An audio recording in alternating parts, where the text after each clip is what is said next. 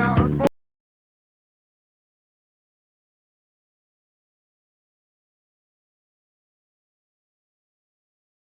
from 8 a.m. to 9 a.m. Radio 102.9 FM. Or watch us on Roku or Apple TV and other streaming platforms. Common sense. Good morning. God bless everyone, and welcome to show number 2 of our experiment called Common Sense.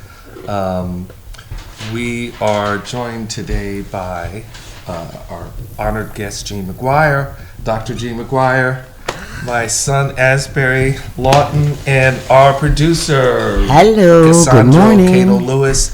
Good morning to you, Pastor Wall. We have an exciting show and a lot of stuff to talk about this week, but let me first start off and say today's show is sponsored by Fresh Barbershop on 252 Bowden Street in Dorchester, serving men, women, children, all styles, with a multilingual staff. I've been a client for 30 years, and Asberry has been a client for 20 years. Yeah. Thank goodness he actually went yesterday. It was a fresh cut. It was a three-month project. So we'd like to thank Sean Nelson, Rich, as he is known for outstanding service to the community, and we want to thank him for his sponsorship for this show and getting the word out and promoting a conversation between black people and everybody else who's concerned about us in the world. Yes. So let's start off by saying good morning, and let's ask our producer, Cato. I think you have some things. You're looking beautiful today. Well, thank you. You're looking beautiful every day. Well, thanks. Handsome guy. Yeah, okay. Anyway, Mutual Admiration Society. Well, one of the things that I did want to say was that it is Women's History Month, and we have as our honored guest a woman who's made history, who records history, who knows history, and it's just a beautiful historic figure. 91 this year. April 11th. Does not look a day over 62.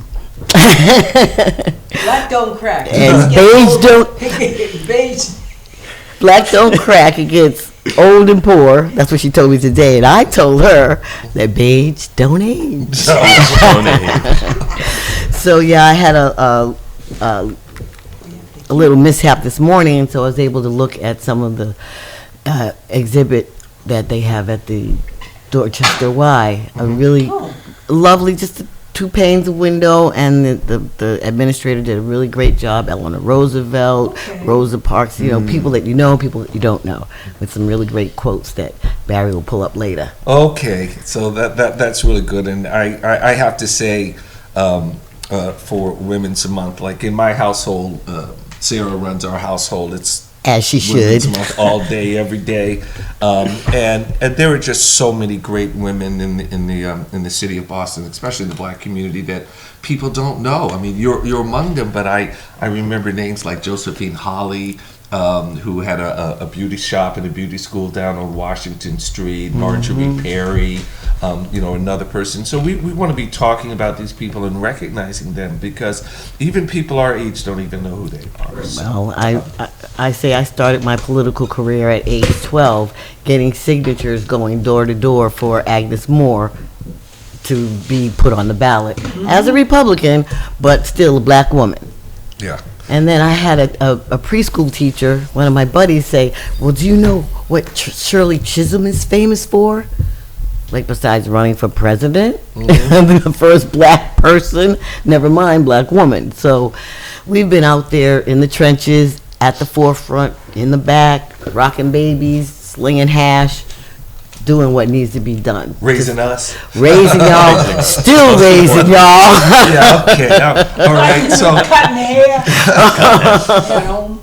So, what we want to look at, thank you for that and for that recognition. And we're so happy that that's starting to happen all across the world today. It's really a wonderful thing. We are going to be looking to check in to see what's caught our attention since our last show. Over the past 3 weeks, there have been, or 2 weeks, been a lot of things happening in the world, as you know. We're pretty much news now. What caught your attention this week, Asberry? What caught my attention this week were the African countries who are hesitant to call out President Putin for his actions in Ukraine. Since 2014, they've had a pretty close relationship with arms and weapons deals. So they're really hesitant to go against the former president. The current president of Russia. So, yeah, thought that was pretty interesting. So they are being like in the position maybe of China, kind of stepping back and not saying anything. Yeah. So China and Russia, for the past 20 years, have been pushing themselves onto the African continent as the United States has stepped back, and so the United States has less of an influence on African countries than Russia and China, who've been investing, having multiple different trade deals. Over 30 countries are really supportive of the Russian and Chinese governments. Yeah. So why do they want Africa? Why are they so interested in Africa? Really, just for the resources: gold, cobalt, That's a treasure labor. chest of the world. Yeah. Africa, Right. that continent. Besides minerals, people. Yeah. They're Yeah. also getting guns and ammunition Yeah. from the Oh, no, Russians. Yes. of course, So, yeah, and- that's the control. And money. And from Yeah. us too. I mean, there's up there, arms sales. Arms sales sales are always. locked down by the Russians. Yeah, and- Like, The Russians they're the got- biggest supplier of weapons in the world. regions. Yeah. Yeah. So. Yeah. Yeah. Well, I guess I watch too many movies because I think a lot more people are selling arms than governments, because they end up in these people's hands. And, It's a big industry. yeah. The thing you got to watch for is who sells the ammunition. Right. Yeah. Guns are no good without. I grew up when World War II began when I was in the 6th grade, September 7th. And we used to hunt to get meat because meat was rationed. The military took it. So squirrels, I do not like rabbit. It's very bland. But squirrels I like. And the deer have disappeared. But we were all, we got a BB gun at 10 years old. And my daddy had a can hanging from a tree out in the stove in a can.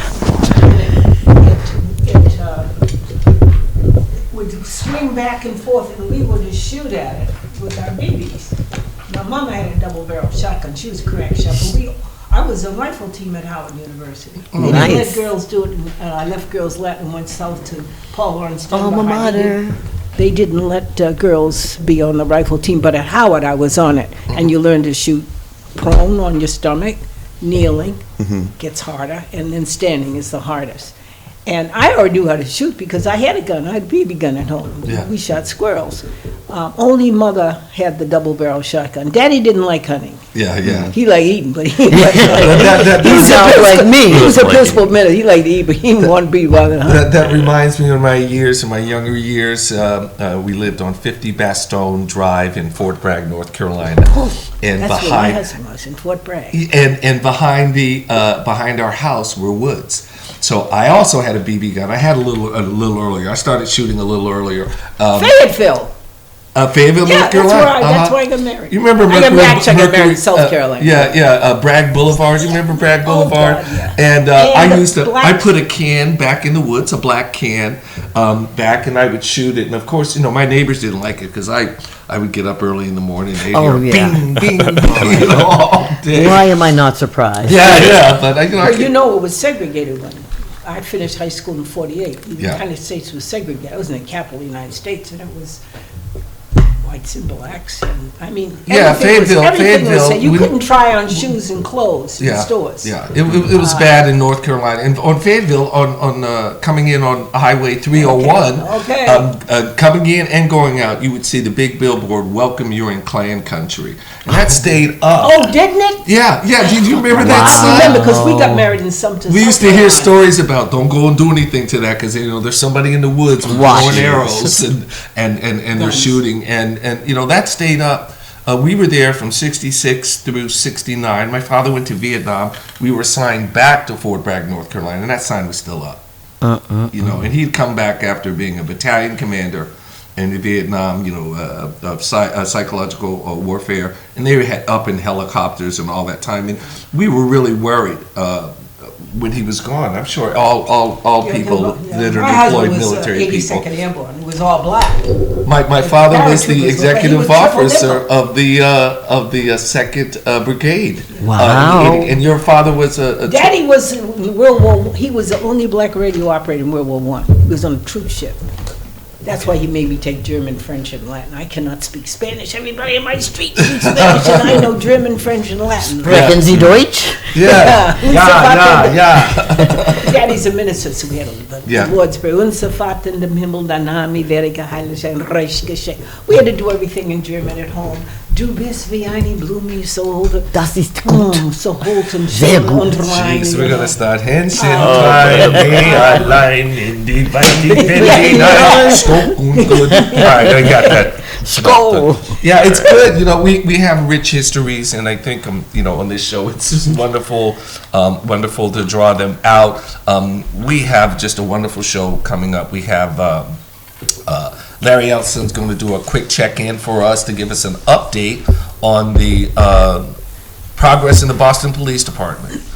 We know that there is a wide search for a nationwide search for a commissioner. I guess my preference would be to have somebody a little closer to home, but again, they're a little tainted because they have been a part of this, racist system of hiring and hierarchy. And so we understand that Michelle Wu Mayor Wu is going to have to take some time with that, but she can make some appointments now. She can do some things now, and I think with her bolder action and plan we're going to be talking about, it's just a matter of who do you get to first. Now, we have to yell and scream, like we're on week 2, and we're going to be doing a check-in until we see some progress. Look at the attack on Judge Jackson. Oh, yeah.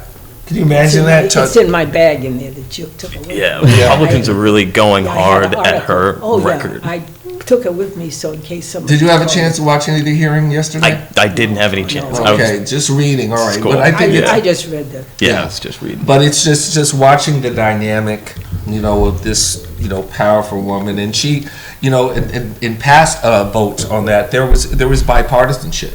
They're expecting her to get probably less than 5 Republican votes here. That's how we've deteriorated our democracy. The Republicans are pretty stupid because that's why they can't get blacks to vote for their party. And we're the swing vote in any election. I guess unless you pay them. Do you see those same? Oh yeah, they when Trump does his rally, he's got the same black. See those two? That man and that older woman and that black woman. Oh yeah, right. They drag him out every time. I don't think they have to have blacks for Trump on their T-shirt. I think we can kind of figure that one out. If they're standing up there. Talks about that. Yeah. My little nephew said, "Who's that house nigga?" He's only 10 years old. He said, "That house nigga." Pardon us. Oh, but we're in the We're in a children change know time. the real world. Yeah. They know. Look, I send buses to the suburbs. I can tell you about what's still being used. Yeah. Definitely. And worse, my kids to each other. I had a real fight for a while when black people were calling each other by that name. Mm-hmm. There's a poem in the Poetry of the Negro by Langston Hughes and Honorable Thomas. And in that poem, he uses the word nigger with baby making nigger, beer drinking nigger, gun toting nigger. He uses it like 200 times. See, my kids were using it on the Mecco buses. So when I had Black Respect Day at the Elliott Church, I read that poem. Yeah. And I must have said the word about 100 times because it's in the poem. You have to get the book. It's by very Langston interesting. Hughes and Honorable because it's in there. And the Mecco director said they stopped using it. Yeah. I wonder why. Well, this is interesting because education. Yeah. Education is the key. I remember in my class. And worst, people would write it with 1 G. Oh, I said, well, that is a Niger River. Well, down south, we were in Fort Bragg in North Carolina. That was Jesse Helms' country. He owned the Channel 5. Fayetteville, he owned the Channel 5 affiliate in High Point. And every night, this is how I think I developed my enthusiasm for politics. Every night after the news, he would get up and he would give an editorial. and the editorial would be so far to the right. And he laid the foundation for him to run for senator. Yeah. And he used to say, those Negroes, and while he was saying Negroes, Negroes, he would say Negroes, but the way he said it No, with that they said thing, Negroes. it was like, They didn't say Negroes, they said no, he Negroes. would say Negroes. Negroes. He would say Negroes. Nigras. I know Right. that's the So way they it wrote was, so yeah, it's interesting, And so in my classroom, I always had an unabridged dictionary. Because they would say, because Oh, yeah, I keep they'd a have the small dictionary dictionary, the small Webster's, the unabridged Yeah. is like this. It's a big thing. And I said, I just want you to understand that when you use that word, other people have been using that word. So I just looked it up, turned to the page, and looked for that word. There must have been 30 different words. Into, in this, Yeah. and they were like, oh my gosh, they couldn't believe it. Well, they stopped using the word Well, because Yeah, my kids they did too, understood who was using it in the past, and there's an artistic license. I guess there's artistic license to do that. I guess, artists are different, but I think we need to understand the word, and we should not be afraid of any word in the language that we know, but we should Just tell people have some what the prudence in context using is. it. Yeah, we almost had Like if you use the B word, put it Yeah. in the context. Right. Who's saying it to whom and who has the power? Because that's what words are power. Right. They have feelings and histories behind them. And so when you use language, you're saying what you believe in, what you hope to, what you hope to happen by your use of this word. Feelings, actions, have consequences because they evoke memories and commands. There's some That's words right. which some people, like stop. That everybody. means stop. Everybody does it. When we were driving over, they just missed that car. Oh, yeah. Oh no! Drivers That here, was cheap. That was drivers cheap. in No Boston, signals. no it's, signals. on the one hand, you have people that are being very courteous, and then on the other hand, Fools. The ones from out of town and out of state. Those are the courteous they're on the ones. phone. And your Rob's going to say they don't live here. But, Sure, you're right. On the nail. yeah, one of the interesting things that we're starting to see, and this was a fight that I had been involved in for many, many years, pedestrian safety in our community. If you go to South Boston, if you go to all these other communities, they've got pedestrian sticks like dandelions all over. You go to Cambridge, you go to Somerville, you go to Quincy. You don't see No. pedestrian sticks in our Lots, neighborhood. right. And this goes a long way in talking about the value. Now, what I am starting to see are speed bumps on some of these residential streets. Oh, yes. But, it kind of doesn't make sense. They put so many there. And like on my street, Mount Ida Road, across from a park, they don't have speed bumps in the No. park where people have access. So it's like they're putting things up and nobody's home and watching this. It's totally nonsensical, and this whole traffic calming just creates more road And rage people are starting to get and hit. accidents. They're starting to get hit now. Now, we're going to the trees that are cutting down there where the boys play basketball, Martin Luther King Boulevard in the pool. Mm-hmm. I just talked to Senator Wilkerson because she went, I couldn't. Former senator. Well, I just say Senator Wilkerson, Yeah, okay. because nobody says former about white folks. I'm sorry. don't I say drop that former form. president. No, you don't ever say Well, that. I do. I Okay. don't, no, because they were president, fine. That says about us who you elect. Exactly. It really bothered me that I heard they were cutting the trees down, and I'm not allowed to go out. People over 65 are supposed to stay in place because of the coronavirus. So I stay, except for going to the pool where there's chlorine in the water and I wear a mask. I stay away from people. My sister died of that. 2 days after she died, respiratory arrest, they said a coronavirus, it's new. But when we are vulnerable, we have to protect our children and our young people. So you have to know what you have to do, whether it's wearing a mask or your behavior, or how you answer a police officer when they stop you on the street. You've got to know how to protect yourself, and Right. that's what our parents teach us. Right, and you have to know your rights. If you Well, don't yeah, know your you- right, if you don't know your rights, you don't know they're being violated or stepped over. Do we have those photographs of the Martin Luther King programs? The Coming Martin up. Luther King programs are coming up. Well, one of the things we need to push in the Martin Luther King programs is the issue that Martin fought for, which is, I'm running into people who aren't registered to vote. who are Oh, 18, please. And think it's a joke. Yeah. And someone very close to me, I had to break off with because they're child said, "Oh, I don't vote. I'm not even registered." I said, "You what? What, are you a slave?" Yeah. She didn't think it was important, and she's a black. I said, "You went to school in Boston?" She went to parochial school. Yeah. I said, "If it didn't appreciate nuns tell you about registering to vote?" Because once Catholics couldn't vote, so why, we call it the franchise. Yeah. So everybody needs to realize why so much effort is being done by the Republican Party to block people from voting. Like, you can get arrested for giving a bottle of water to somebody in a voting line now in Georgia. Right. There are some laws that are coming up, and they had it in the Globe. About 8 states are putting up laws which really block people from voting by mail, late voting, early voting, anything that would help to have the Democrats or whoever's progressive win an election. They're blocking that voter base. And black folks actually believe that their votes don't count. But then they don't look at the post-election and see what, had they voted, they might have made some changes. If they had some strategy to how they voted, they would have some changes, because we split the vote. The only time your vote doesn't count is when you don't vote. Exactly. That's the only time. Right, I think people Whoever don't wins, wins. realize they don't have to vote for a candidate, they can vote blank, and, 10 to 20%. It's your right to, the vote is the Latin word for it's voice. Yeah. Your vote is your voice. When you lose your voice, you are a slave. You have no say-so over your life. Are they crazy? Right. Do they know how No, far we've come? They don't. The miseducation of the Negro has not ended. Oh, yeah. Well, if you look at some And of of the whites. some of the numbers that we have here in the heart of our community, Ward 14, which serves Dorchester and Mattapan, they're coming in probably at around 19%. Wow. In the last election in 2021. Ward 12, one of the that's in the heart of Roxbury, they're coming in at around 19-20%. So we're looking at in a wide across our community. And by the way, Boston, the city of Boston black community has the lowest voting percentage in the country. So it's incredible. Do you know why? A lot of people who live here, and I live right in Roxbury like you do, are not citizens.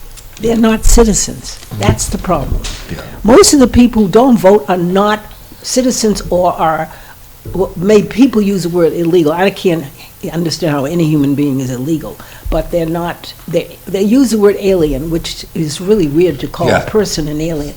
That people aren't American citizens, and we have a lot of them in cities. The people who do the dirty work are people who take undocumented, but they take anything they can get. Right, but but they can also participate in the votes. They usually help. They usually help. They work as poll workers. They work as campaign workers. Yeah. You go find a neighbor who can vote that doesn't vote and bring them in. That's a half a vote right there.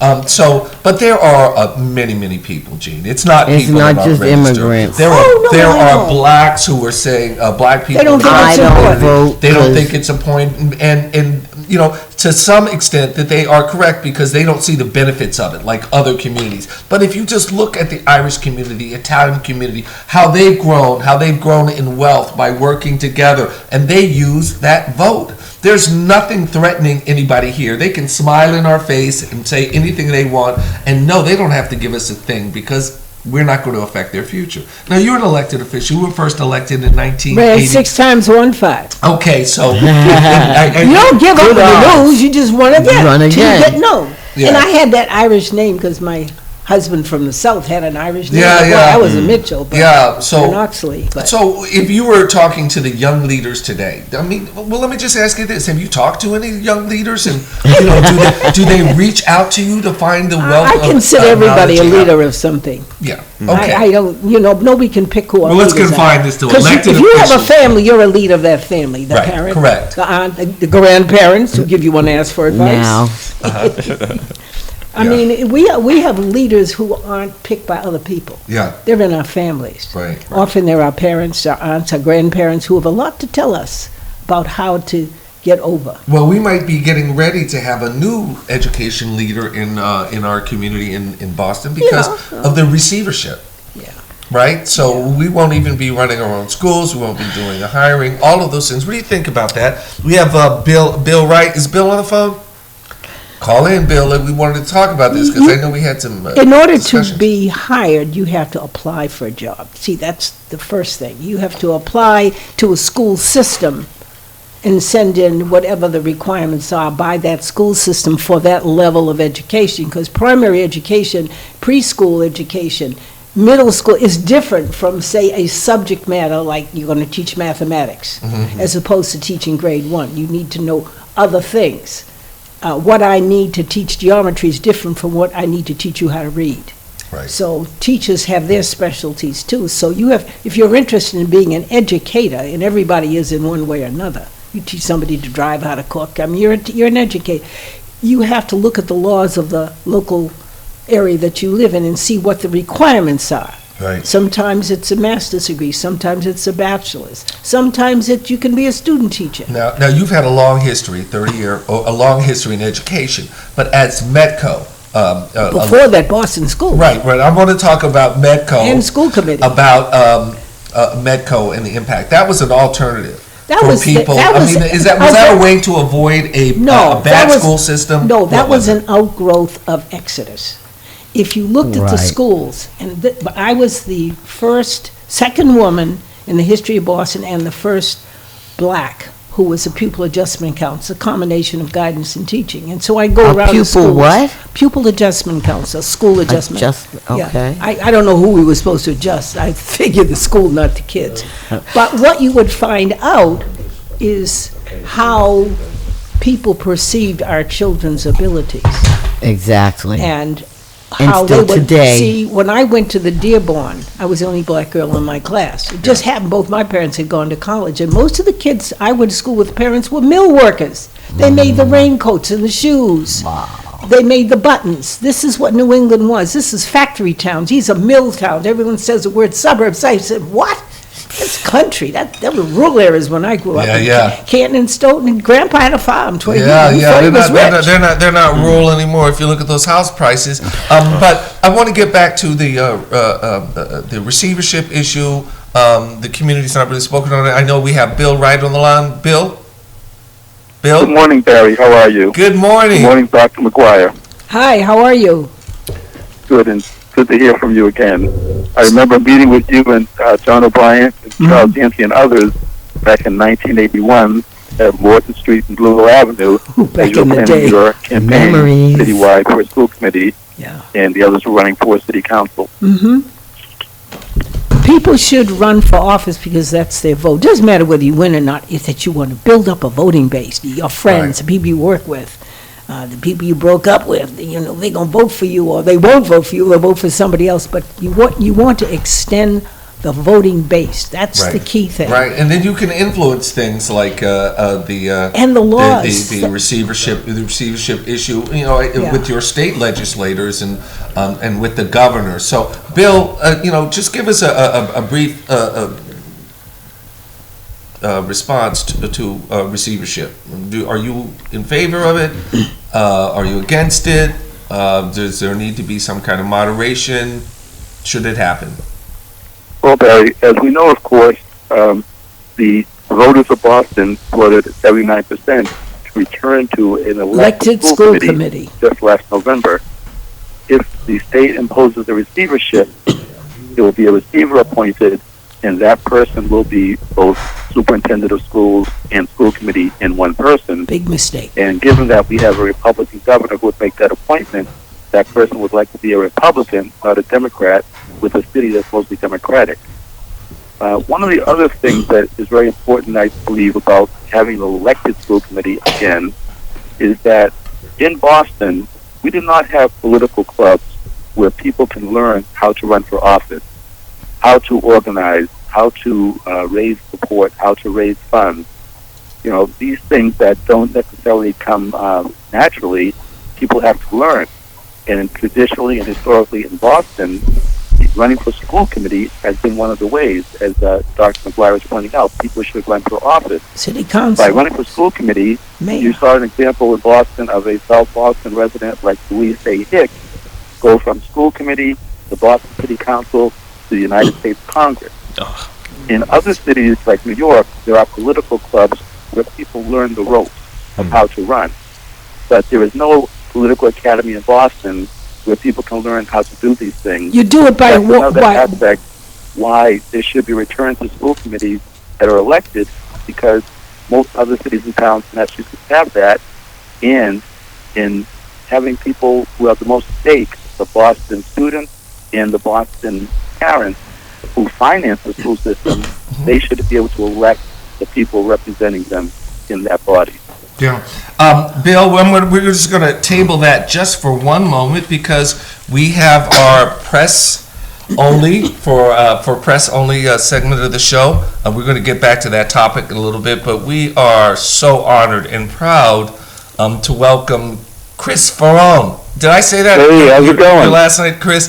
I just want to say thank you so much for taking your time out. We understand that there are publication deadlines and all those things that are going on, but we feel that it's very important to hear a perspective of people who share other people's perspective. And so, I want to welcome you to the show. Dig Boston is just widely read across the city. Some people believe that it replaced the Boston Phoenix in some of the topics that it had, and then there was the Metro newspaper, and now you have evolved into a combination of that just kind of sub-mainstream news source that we couldn't get out of our Boston media market. So can you tell us a little bit about yourself, a little bit about the paper and the mission, and some of the things you're working on right now? Yeah, Bill, thanks for having me. So the Dig is actually 25 years old this year. We're still the scrappy little paper that could, but ever since the Boston Phoenix closed, where I used to work in 2013, and I came to the Dig as editor, I've kind of seen as our job, not to just be silly, and not that we didn't do serious reporting before as well, but with there being as little local media coverage as there is, especially these days, it's important for us to not just do the so-called alternative news that we used to, the stuff that's not being covered by other places, but to just do more. I mean, there's just such a gap in what could be covered and what should be covered. So, the other thing is we try to take a longer look at things. I'm not always racing out to get the story out right away. As a bi-weekly now, and of course we're online as well. But we have the luxury of kind of seeing where all the seeing where the pieces fall and looking at stories in a little bit longer fashion. And I'm happy to say that I am a subscriber. It's funny, but we have for press only last week we had Bill Wrigh from the Dorchester Reporter, and he had a lot of insights on from a Dorchester perspective. Now you are citywide. What are you seeing as the top, let's say, top 2 or 3 issues that you're going to be covering that you anticipate you might be covering this year? We always know that things can come up, but from your plan and going through, what are some of the major things that you're going to be watching this year? Yeah, Bill, first of all, salute to the Dorchester Reporter. Boston's very fortunate to have a couple of community outlets left, and some great ones at that, and they do fantastic work. We are a city-based paper, but since Boston is one of the only capital cities in the country, that is also the largest city, makes Boston a pretty interesting beast, right, to cover. So we do, try to cover those State House topics. And over the past year, that's obviously included a lot of coronavirus stuff, and over the past several years, and news out of the State House. But beyond that, a lot of housing stuff, which I know we'll talk about, does come down from the state level, as well as, I've covered the state police in the past. One of our big stories from last year, really major investigation, was about black state troopers, who some of whom have been whistleblowers, who are no longer in the system, and speaking with them and seeing what happened in their job as state troopers, and why they're not there anymore. Right. So really, did you see this not being covered in the mainstream? What you were just talking about? I'm sorry, go ahead. What you were just talking about on the issue with the state police. Have you seen that in the mainstream? Is that something that you don't believe is in the mainstream, and that these are stories that a combination of things, because people come to us, of course.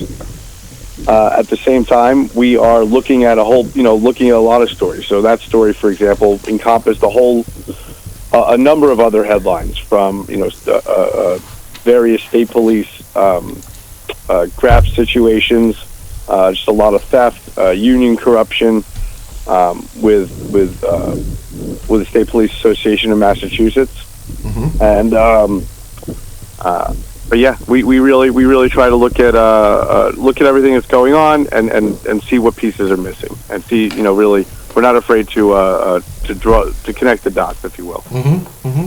Your question?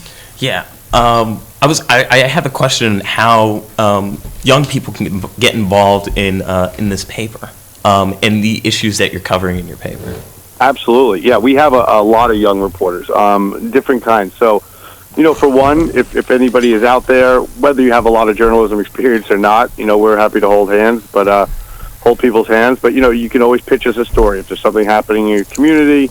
And if you if you want to make it a go as a writer, we could talk to you about that. If people who are from community organizations, young people in particular, you can get your op-eds and stuff like that to us. We also have an internship program that for anyone. It doesn't necessarily have to be in school, and you can reach out to us for that. We always have about 10 interns, and that's a short program, just one semester.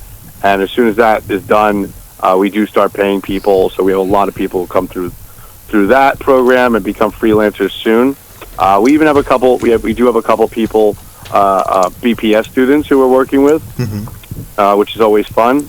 But yeah, we also work with different community organizations. If there's anybody out there that has a community organization that wants us to come through, we of course don't charge.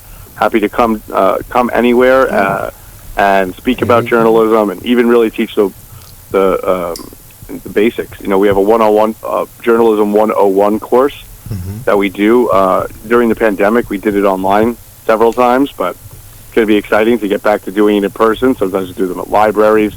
We're a big friend of all the community television, community access stations. Of course, those are great places, whether it's with us or not, to find media making resources. So, but absolutely, you can reach out to editors at bigboston.com, or just me personally, Farah1, Fara1, and those internship programs start 4 times a year. It's really it's nonstop. Alrighty. My niece, who's now a hotshot lawyer in the D.C. area, did an internship 1 year there, and she said it was one of her greatest experiences. She got to actually do the job and not just That's great to stand hear. around watching. So it is a really good paper, good program, and a lot of good people come through there. So Bill Belichick isn't the only one with the learning tree. No, not at all. Yeah. Our whole thing is that basically, we want reporters to actually be able to report when they're with us. There's no coffee, there's no getting of coffee unless you're getting a cup of coffee for yourself. Wait, isn't that part of the thing, though? Part of the apprenticeship? You can we want people to hit the fly ground all running, Yeah. No doing our chores for us. Oh. You didn't have to do that at the State House, did you, when you were interning? Yeah. No comment. What happened to you, bye? I'll fly. Well, Chris, I want to thank you so much for calling in, and hopefully we can check in from time to time. Do you have any questions for Chris for our check in with us from time to time on your stories? I have to give you a personal thanks for publishing some of my pieces on Faneuil Hall, and thank you so much for sticking with us on that issue of Faneuil Hall. We cannot get a good response. I look forward to seeing that name changed once and for all. I do think the press needs to listen to what young people are learning in school, what is discussed, what isn't discussed, because that's how they learn to analyze the current events of the day. It's not history, it's what's going on right now. So, do you have a school newspaper? Oh, You know, a lot of schools have yeah, newspapers. schools don't. Yeah, they did. I remember So, we had newspapers. think about Right. applying to be the editor. Yeah. Or have a byline, maybe for grade 10 or whatever the level is, a seniors on the move, or what. I've seen different school newspapers by getting my students when they're in MECO to join whatever the school newspaper is and tell them what's going on in the capital city of Massachusetts, where you ride out in the bus out to Yeah. Brookline or Newton or Wellesley or Situate or Swampscott or whatever. And there is often an understanding that 500,000 people drive into Boston or more every day to most of the jobs that are good paid, then they go back out at night. And that is a problem, because once I got up with my brother's a flight instructor, we got up in his plane, and I wanted to look at the traffic patterns, because there my little yellow buses going out at 6:37 in the morning, and here's all these people coming in on the highways in, and MECO worked because the highways were empty going out. Oh, okay. And then in the evening, when everyone's going back home to the burbs, there's our little yellow buses coming back into Boston. That's why it worked, because I didn't have the traffic Hey, Chris, except at nodes. Excuse me, Gene. Chris, now, Hello? does your school, does your paper get into the schools? I mean, how do you... Student reporters, what's the news Great in your question. school? Yeah, so when it comes to schools, High school. the first is, when a lot of the big outlets, they don't ask young people questions when they actually do schools. Oh, and you're talking about when we work in schools, it's usually through a program like Transformative Culture Project. But we love to have young people actually reporting on their own schools. Imagine that. Well, they work. A lot of kids have to work to help the family. I mean, a lot of kids have jobs. Yeah. Right. But for those that are interested... Even if it's For babysitting. those that are interested in journalism, they have to School see... newspaper. I remember when I was teaching the Boston Public Schools, we used to get a stack of globes for free and hand them out, and then the Herald did that. Schools have radio and TV also. They Yeah. use the whole Yeah, whole yeah. That's speculum of the critical. network. Yeah, I mean, as far as there are Internet. some really good definitely. programs in some of the schools through the Society of Professional Journalists, but it's few and far between.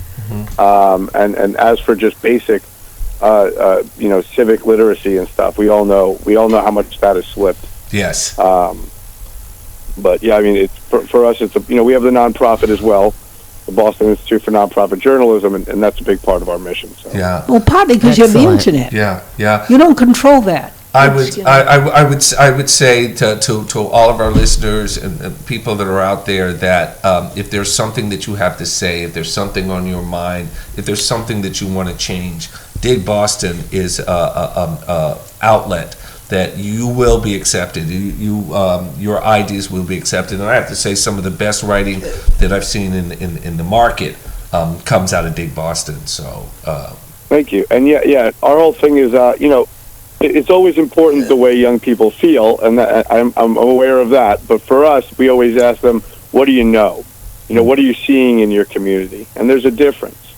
That's much more actionable. Yeah. And So, we've worked, in the past, things like, at Madison Park, young people couldn't use, I think they were only had one bathroom in the whole school open. This is years ago. And we had them, the young people look it up, found out that was actually, in violation of the law. And, and they saw that change. It's a small change. But, when they see it, that they could write something and have that happen right away, Yeah. where there's, more bathrooms available for them to use, it really, it registers. Yeah. So, those are the kind of things we like to work on that way. students use the internet. Well, Chris, thank you so much for joining us All right. today, taking My time pleasure. out of your Anytime. busy Just let me day. know, okay? All right, Dig Boston, Chris Ferrone. Thank All you right, so thanks. much. Well, that was Wow. That was a good segment, and it's nice to know that there's an outlet for us to write. It's just I wrote for years, and I started getting rejected from the Globe, then the Herald, even the Bay State Banner. We used to have the Guardian, remember? Yes, Boston yeah, Guardian. yeah. And so I just kind of gave up Christian on it. Science Monitor. So the Dorchester Reporter and Dig Boston and even Commonwealth Magazine have given me an opportunity to get our issues out there. I know with my friend Kevin Peterson, he also. But you know what? Our leaders don't write. When's the last time you saw an op-ed piece in a newspaper by an elected official? Well, they don't accept what they send them. Yeah, well, that could be true. Let me tell you, that's because John and I knew. Yeah. They never would publish what we wrote. Right, because it was too radical, or well, we can't imagine it being poorly written. We were fighting segregation, Right. the lack of black staff, the lack of integrated curriculum. I mean, we had to change the schools. Yeah, they didn't want to hear There were that. no women high school principals. They had Yeah. men as a high. Girls high had We're still fighting a system that doesn't teach anti-racist curriculum, and Well, a lot of the nobody really curriculum, does that. a lot of the curriculum You- in schools is just like No, subpar. wait a minute. Schools And Barry, have a journalism state. is such an important tool involved with politics.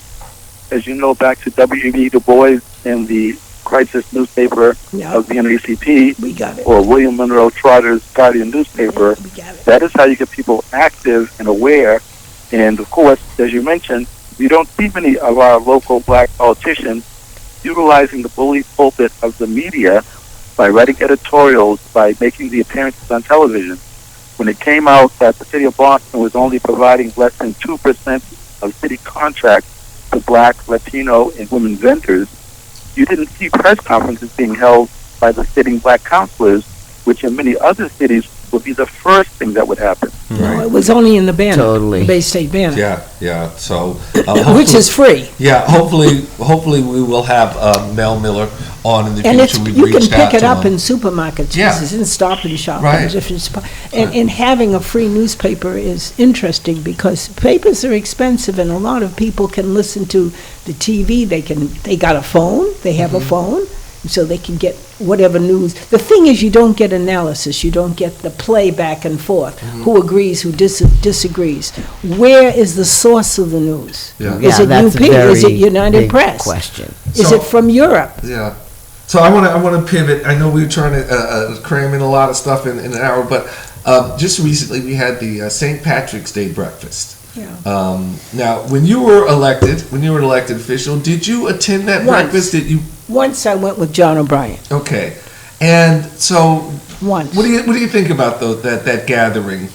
I think it's important that people celebrate their existence.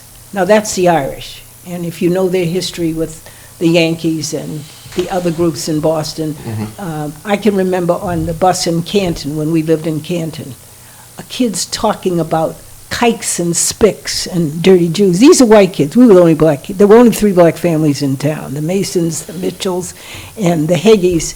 And there was the man who developed, I think, the cure for syphilis. Dr. Hinton lived over in the Norwood side of Canton, but we didn't know him.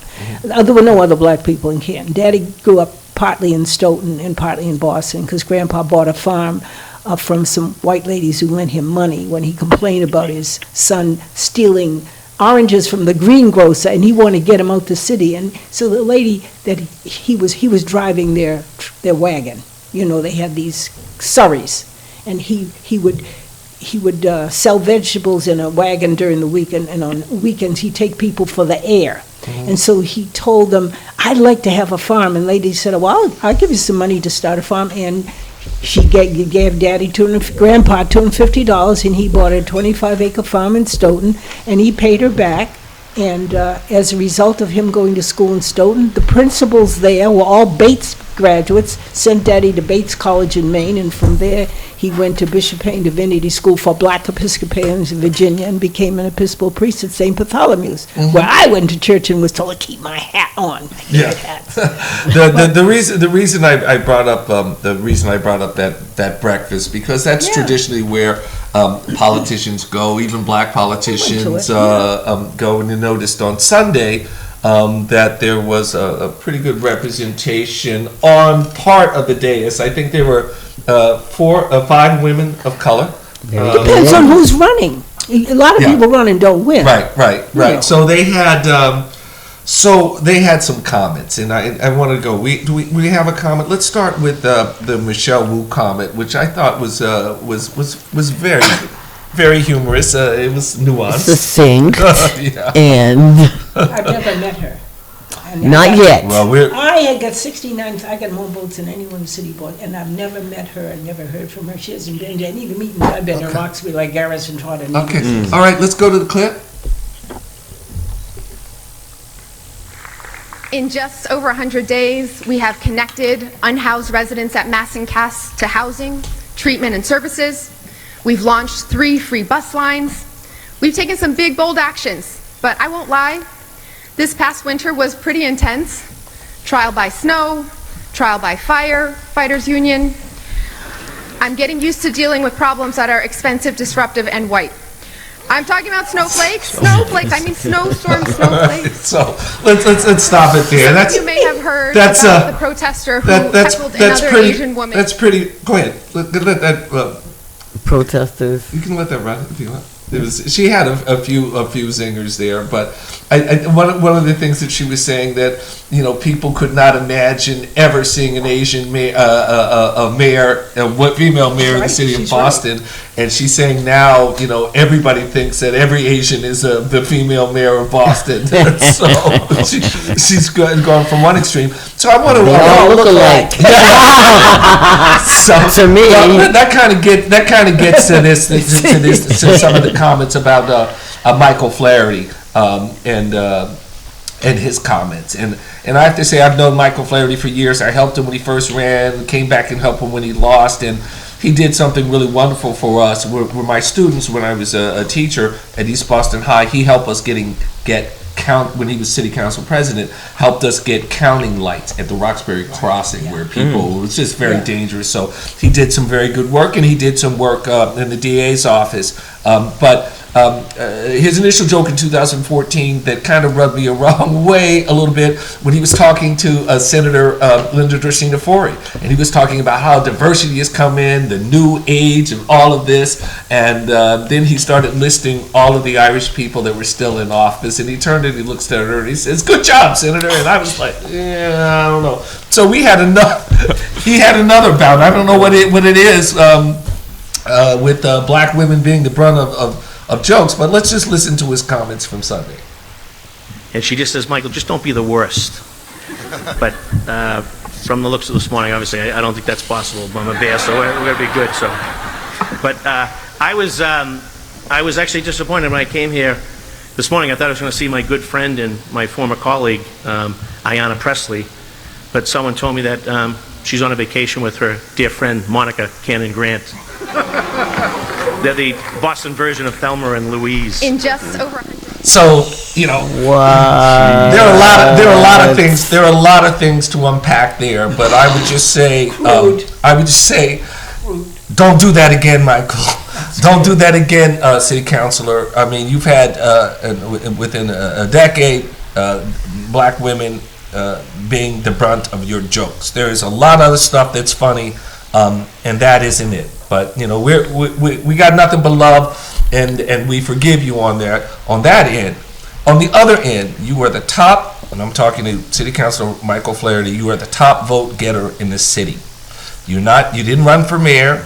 You're not City Council president, but you still have power in this city. We have been trying to get a public hearing on Faneuil Hall for a number of years now, and you and other city councilors have run from that issue. It's democracy. We are due for a public hearing. We want you to stand up and to show some leadership on that. We know that you have it in you. Julia Mejia is the only city councilor that has spoken up on this. And I would just say, going into the next year, we're going to be looking very closely at those city officials that have not supported us. I'm so sorry, we are out of time. Are we out of time? Out of time. 40 seconds. We have 40 seconds. Larry Ellison, is he on the line? He's not. I checked in with Larry on our police update. Nothing new. surprised. Just make sure your family is registered to vote and get out the vote. Okay, so Educate we'd like to yourself. thank our guest, Dr. Jean McGuire, my son Asberry, our producer Cato Lewis, Chris Ferrone, Bill Wright. We will see you in 2 weeks. Thank you, Pastor. No, you don't. So I did come up with a quote on from the You don't have time for the quote. Goodbye, everybody. We'll see you on Common doggone Sense. it. Next week. April 5th. Boston Praise Radio and Television proudly presents Common Sense.